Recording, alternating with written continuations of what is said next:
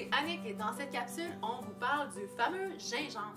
Et oui, originaire de l'Asie du Sud-Est, le gingembre est cultivé dans la plupart des pays tropicaux, notamment le Sri Lanka, l'Indonésie, le Mexique, le Brésil et les Antilles. Utilisé dans la cuisine orientale depuis des milliers d'années pour ses propriétés aromatiques mais aussi médicinales, le gingembre fut consommé seulement par les Européens vers le 13e siècle pour notamment ses propriétés aphrodisiaques. La plante, elle mesure jusqu'à 1,5 m de haut, mais le gingembre se trouve dans la partie souterraine de la plante. Et il existe un bon nombre de variétés de gingembre, autant sa taille et sa couleur varient. Le gingembre est un puissant antioxydant comme la plupart des épices. Luttant contre les radicaux libres, on retrouverait dans le gingembre une quarantaine de composés d'antioxydants. Et parmi ces composés, il y en aurait plusieurs qui seraient très résistants à la chaleur, indiquant ainsi que le gingembre cuit serait encore plus riche en antioxydants. Le gingembre serait bénéfique pour soulager les gaz, les crampes abdominales et pour réduire les flatulences. Le gingembre a aussi des vertus anti-vomissement et anti-nausées. Les propriétés anti-inflammatoires du gingembre aideraient à réduire les douleurs arthritiques. Oui. Le gingembre est un ingrédient de base dans la cuisine asiatique et on l'ajoute autant dans des recettes sucrées que salées. Sa saveur distinctive englobe le surette, le sucré, l'épicé et aussi des notes de citron et de poivre. Et ce qui est fun avec le gingembre, c'est qu'on peut l'intégrer de multiples façons, par exemple en lamelles, râpé, haché, en jus, en poudre, et la liste se poursuit. Lorsque vous souhaitez ajouter une touche punch à vos recettes, pensez au gingembre.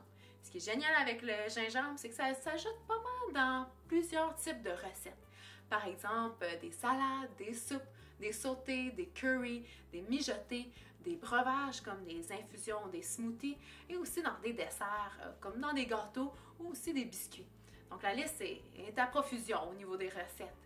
Et ce qui est aussi intéressant, c'est que le gingembre, ça se retrouve en poudre et on le retrouve aussi dans des beaux petits mélanges à épices. Par exemple, les mélanges de chai, de curry, le mélange de 4 épices et aussi le ras el hanout, qui est plus marocain et vraiment plus encore. Pour vérifier sa fraîcheur, il faut simplement tirer les tiges du gingembre et s'assurer qu'elles sont serrées et que le tubercule est exempt de moisissure, donc exempt de picots noirs. Pour éviter de gaspiller sa bonne chair juteuse, épluchez que la partie souhaitée du gingembre et utilisez une cuillère pour râper votre gingembre au lieu d'un couteau.